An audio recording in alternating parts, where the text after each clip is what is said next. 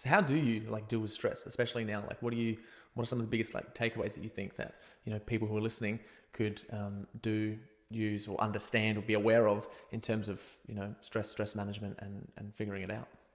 Well, the whole book, really, the energy formula book is really revolves around resilience. And resilience means your ability to take on stress. Like, we love people like, I don't know, Tom Brady or Michael Jordan, or, you know, whoever these people are that seem cool and calm under pressure.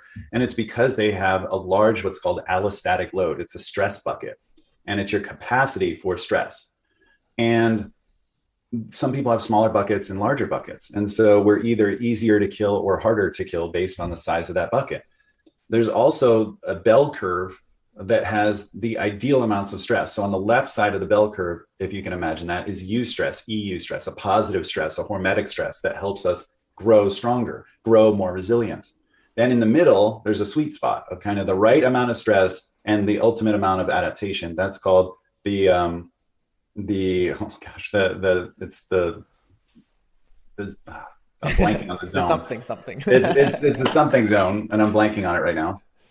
It's the sweet spot, essentially. Yeah. And then on the right side is distress. So that's a negative amount of stress that's actually hurting the body, that's causing harm to it. Now, if you think of like HRV, heart rate variability, I mean, that's essentially the same idea. It's like a metric that can show you're ready to train or not.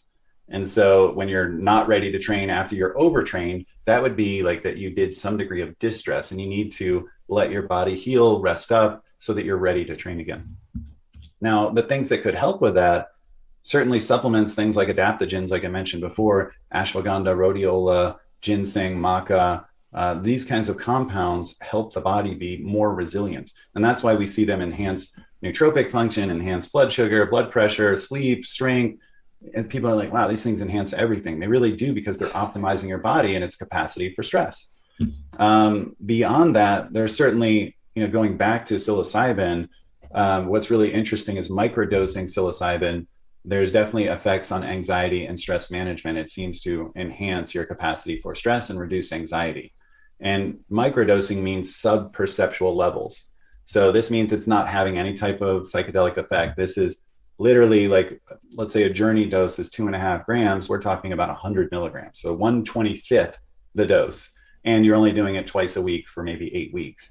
And there's been a lot of benefit to microdosing, and a lot of research is going into that you don't need to necessarily do these journey doses where you have these pivotal breakthroughs. I mean, those are great, but you can get a lot of the anxiolytic benefit, the reduced stress, from doing the microdosing. And then beyond that, some people get benefit from the cannabinoids, CBD, THC.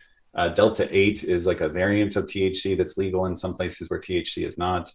But what's interesting is the endocannabinoid system is called the master regulatory system, the master regulator system, where it basically controls like mood, pain, inflammation.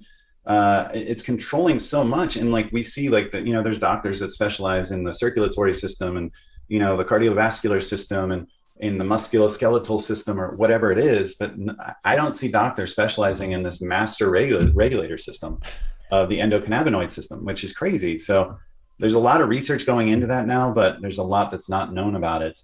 And we do know that CBD and THC do have some benefits. And now we're seeing people explore CBG and CBA and CBN and some of these other cannabinoids that all seem to have different impacts for different people on stress and on feelings of wellness and mood enhancement.